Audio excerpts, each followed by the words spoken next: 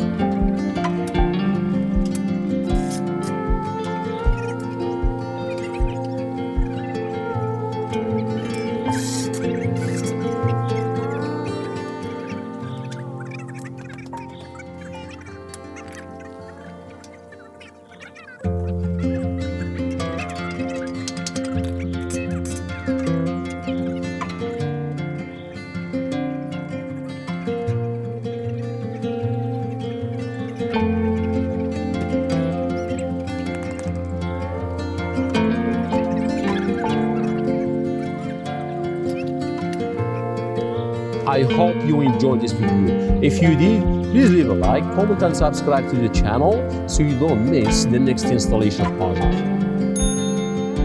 If you enjoy installation videos like this is your channel.